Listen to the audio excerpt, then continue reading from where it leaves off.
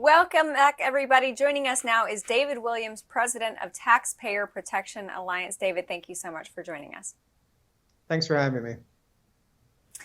On the topic of cancellation of student debt, I think about folks who are friends with my parents, people who were baby boomers, who worked hard their whole lives. Some of them didn't even go to college, but maybe just had a year or two of college, and their taxpayer dollars could, if radical leftists had their way, be used to pay for people who went to college and obtained very expensive degrees in things like gender studies and now can't find jobs. That just doesn't seem fair to me. And also for people like me who had college scholarships, I didn't acquire any debt. So should I get money in the amount of my scholarships? Yeah, there's a lot wrong going on here, right? First of all, look at the taxpayers. I mean, if we would bail out everyone and all their student debt, it would be $1.6 trillion. I mean, that's a lot of money. And let's say we just bailed out people up to $50,000 in school debt. That's still $1 trillion. So we're talking about a lot of money here. It's money we don't have. We have a deficit of more than $1 trillion, a debt of $30 trillion. And, you said something very interesting is that, you have these advanced degrees and people getting student loans for these advanced degrees. And that's exactly what's going to happen is we're going to bail out the higher income folks at the expense of lower income folks. And listen, some people have just choose not to go to college, and that is absolutely fine. The problem is the people that have chosen not to go to college now don't have the choice of bailing out the ones that did and are getting their student loans, bailed out. Yeah, it's really remarkable. And Senator Cornyn from the great state of Texas, he said a few days ago, if we do this, we write off student loans, it would be the taxpayer con of the century. Is there any legal authority that allows the president to say, without a law of Congress, I'm just going to do this myself? Where does he even derive the legal authority for this? Well, that's a question that hasn't been answered yet. And it's a pretty important question that needs to be answered. And a lot of people are saying that he doesn't have the authority, that Congress has to do this. And quite frankly, at this point, I don't trust Congress. We're way too close to an election. So you have no idea what Senator Manchin's going to do, Senator Sinema and Kelly. Those are the votes in the Senate that really matter these days, right? And listen, there may be a Republican in the Senate, Susan Collins, Lisa Murkowski, who might go along with this. So I don't want this to get to the Senate. I mean, the House is what it is, and it'll probably pass the House. But we can't get that far, and this just has to be gotten rid of immediately.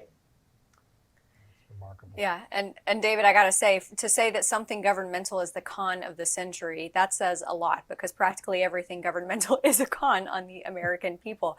But I wanted to ask you, with respect to the cancellation of student debt, I find that in most polls, it's not particularly popular across the board with anyone except for the younger demographic who would obviously benefit from this. Is this an effort to, for lack of better terms, bribe younger voters?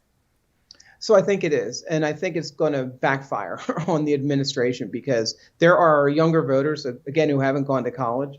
And, the numbers are fascinating. And I'm really, I look to numbers, and 60% of this college debt is upper income folks. So there's no doubt about it. And the left can't run away from these numbers that 60% of this debt will be wiped out by people making a lot of money. And it makes sense, right? Because if you are getting a graduate degree, if you're going to medical school, here's a really weird statistic, is that chiropractors, they're the ones who accumulate most of the student loan debt.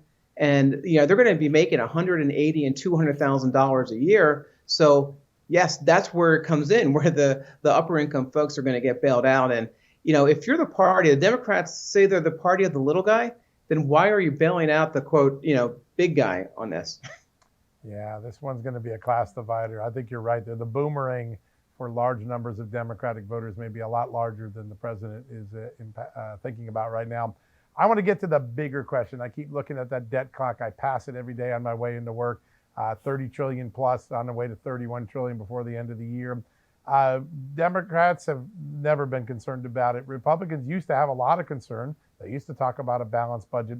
Do you think the Republican Party, if it wins the election in November, has the wherewithal, the leadership to go in and start cutting the size of government that it has bloated so much over the last 2 decades? And let's be honest, Republicans were a big part of the growth of this government. Oh, for sure. And Republicans helped pass the infrastructure bill last year. That's So right. I don't know if we can count on the Republicans. And we're talking about student debt, and it's not just to talk and enough talk about what not to spend money on. We have to talk about spending cuts and not reducing the growth of government. Because in Washington, this really silly thing happens is that if a program only grows by 4% instead of 8%, that's a budget cut. Now, listen, I would love to go to my doctor and say, listen, next year, instead of gaining 100 pounds, I'm only going to gain 50 pounds. I would love for that to be me losing 50 pounds, but that's not reality in the real world. In DC, that's what they do, and that's how they calculate it. So, John, you're right. We need Republicans, harken back to the Tea Party days, the Tea Party that really cared about spending and cutting spending. That's what we need in November, and I'm hoping that's what we get in November and next year. So important. Yeah, absolutely. And David, we've just got a few minutes left, so I wanted to ask you about your organization. You issue a profile and courage every month. This month it was DOJ IG Michael Horowitz. Why was it him? Man, the lifeblood of the government, right, is this oversight and just find out where the money is being spent or misspent. And the IG, looking after the COVID relief money, we had trillions of dollars spent on COVID relief.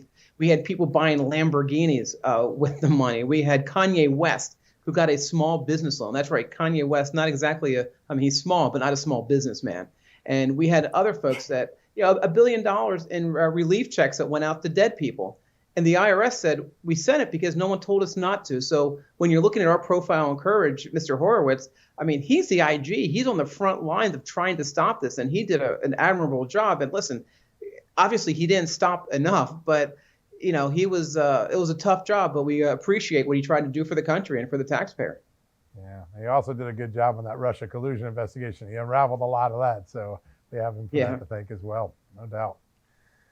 Well, we appreciate you joining us, David, and we look forward to having you back on again soon, especially as we lead into midterms, because I have a feeling there's going to be a lot of messaging surrounding what your organization focuses on heading into November, so thank you. And coming up after the break, stay with us because we have Pinal County Sheriff Mark Lamb here to talk about the escalating border crisis. You have seen our colleague, our reporter Ben Berquam on the ground at the border in practically every state and even south of the border in Mexico and other parts of the Northern Triangle. So we're going to have a lot of discussion about that with Mark Lamb after the break. We'll be right back.